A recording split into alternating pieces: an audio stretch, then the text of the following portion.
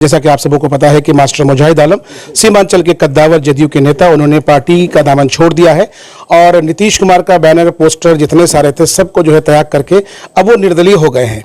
सियासी गलियारों में चर्चा है कि अख्तरुल ईमान साहब उन्हें क्योंकि उनके पुराने साथियों में से हैं तो निश्चित रूप से उनको जो है गले लगाएंगे।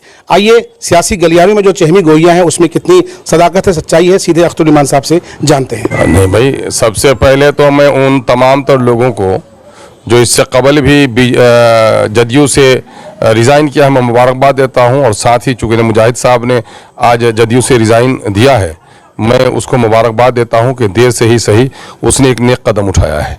मेरा मामला और आपका मामला जो है, हमें खुदा के यहाँ ये नहीं पूछा जाएगा कि तुम एमएलए बने कि नहीं, एमपी बने कि नहीं, लेकिन ये ज़रूर पूछा जाएगा कि तुमने शरीयत पर हमला करने वालों का साथ दिया या उसकी मुखालफत की, है ना। तो अब उन्होंने साफ कर दिया है कि जो हिंदुस्तानी आइन के खिलाफ कदम उठाए और हमारी शरीयत पर उंगली उठाए, ऐसे लोगों के साथ नहीं रहेंगे। तो ये मैं समझता हूं कि वो इसकी ईमानी गैरत है और एक बेहतर कदम है, इसके लिए मैं उनको मुबारकबाद देता हूं। साहब से पिछले दिनों एक इंटरव्यू के दौरान बातचीत हुई थी तो उन्होंने कहा था कि मैंने अख्तरुल ईमान साहब के लिए 2 चुनाव लड़े हैं, 2 या गालिबन 3 चुनाव लड़े हैं, और अगर भविष्य में भी मौका मिलता है तो मुझे कोई गुरेज नहीं है। यकीनन है कि अरे खुदावंद करीम के यहाँ तौबे का दरवाजा खुला हुआ है, तो मैं इंसान कौन होता हूँ। इंसान को चाहिए, देखिए हमें भी चाहिए, मुजाहिद साहब को भी चाहिए, जो दूसरे लोग भी उसको चाहिए कि हम सियासत किस लिए कर रहे हैं। अपनी ज़ात के लिए अगर कर रहे हैं तो कोई बात नहीं, अपनी शोहरत के लिए तो कोई बात नहीं। अगर वाक़तन अपनी कम्युनिटी के लिए कर रहे हैं, अपने देश के लिए कर रहे हैं और सीमांचल की पसमानदा तरीन आबादी को इंसाफ दिलाने के लिए कर रहे हैं, तो हमें तो कॉमन मिनिमम एजेंडा बनाना चाहिए और सबको मिल के लड़ना चाहिए। ये तो अच्छी बात, अगर हम अब तक मिल के लड़ लिए होते तो हमारा बहुत मसला हल हो जाता। अभी जो सियासी पार्टियां होती हैं और एक ही सियासी पार्टी में मुख्तलिफ हमारे एमएलए जो जीत के जाते हैं, वो सियासी पार्टियां आपस में इनको लड़ा के रखती हैं। एक वक्त था कि यहाँ के 3 मंत्री थे, उस वक्त 3 ही एमएलए हुआ करते थे, 3 मंत्री रहे, उसके बाद लाल बत्तियां रही, लेकिन लीडरों ने उनको इतना लड़ा के रखा कि वो अपने ही पद को संभालते रह गए, यहाँ के लिए कुछ नहीं कर पाए।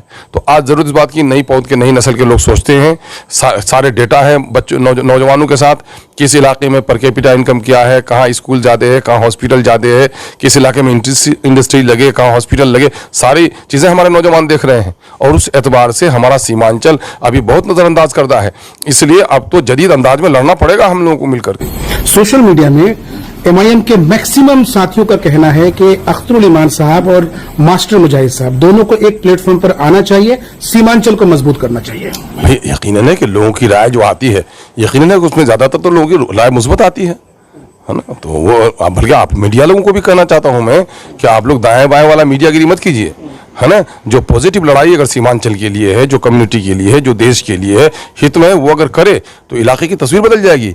ये जो मेन स्ट्रीम मीडिया वो सबको छोड़िए, लोकल जो मीडिया लोग हैं, आप लोग जमीनी मुद्दे को उठाइए, सीमांचल की नाइंसाफी को उठाइए, सारे लीडरों पर दबाव डालिए कि तुम मंत्री बनो, लेकिन सीमांचल का बेटा हो तो सीमांचल के भलाई के लिए काम करो और मिल के काम करो। आप लोग घेराबंदी कर देंगे तो कोई नेता दाएं बाएं नहीं कर सकेगा। मास्टर मुजाहिद आलम ने पार्टी छोड़ दिया है, कल के कार्यक्रम में उनका इस्तकबाल होगा?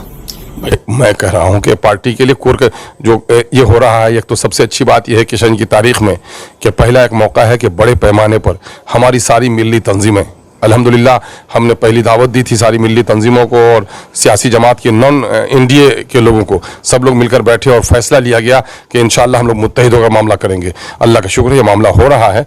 हमारी कोर कमेटी से दरख्वास्त होगी कि नहीं साहब, हम लोगों ने फैसला लिया है कि नॉन एनडीए, है ना, के लोग शामिल होंगे, एनडीए के लोग इसमें शामिल नहीं होंगे। तो जो लोग अगर एनडीए छोड़ के आ जाते हैं तो ऐसे लोगों को तो शामिल होने का हक है। कल के कार्यक्रम को लेकर क्या मैसेज है, क्या पैगाम है? नहीं, अल्लाह का शुक्र है पूरे इलाके में बड़ी बेहतर खबर है और हमारे कई गैर मुस्लिम लोग भी, जिम्मेदार साथी भी इसमें शामिल होंगे और काफ़ी जज्बा है। नौजवानों ने तय कर लिया है कि हम सीमांचल में इस आक्रोश सभा को, इस एहतजाजी जलसे को तारीखी कामयाबी अता करेंगे। अभी जैसा इन्होंने कहा, और ये पूरे इलाके में इस बात को लेकर काफी चर्चा बना हुआ है कि मास्टर साहब ने जो छोड़ा है जदयू को, और चर्चा ये भी है कि वो एमआईएम की तरफ जा रहे थे। क्या आपसे उनकी कोई बात हुई है इस सिलसिले में या आप वो उनको लाना चाहेंगे? भाई मैं ये कह रहा हूँ, कल तक तो वो अभी 5 बजे से पहले जदयू में थे, तो 5 बजे से पहले जदयू में थे तो आप कैसे उससे कोई बात कर सकते हैं। अब वो जदयू छोड़ दिए हैं, यकीनन इफ़ाम का सिलसिला जारी होना चाहिए। उनकी नीयत अगर पार्टी में आने की है तो पार्टी भी उनके सिलसिले में गौर करेगी। अगर मुझे सीमांचल के बेहतरी के लिए और सीमांचल के विकास के लिए आप दोनों का पहले भी रिश्ता रहा है, तो क्या फिर उन्हें वो अगर आए तो आप उन्हें गले लगाकर सीमांचल की बेहतरी के लिए दोनों मिलकर काम अरे करेंगे? जो जिस अंदाज से आएगा यार, उसी अंदाज से उसका इस्तकबाल किया जाएगा। भारी मन से कोई आए तो भारी मन से इस्तकबाल हुआ, खुले दिल से आए तो खुले दिल से इस्तकबाल हुआ। मुजाहिद साहब को कोचादमन के उम्मीदवार के तौर पर अख्तर साहब एक्सेप्ट करेंगे? अब सवाल ये पैदा हो, ये सारी बातें कबल अज वक्त है। एक आदमी पहले वजू करके मुसल्ले में आ जाए, उसके बाद न पूछिएगा कि वो फर्ज ही पढ़ेगा या नवाफिल तक साथ रहेगा।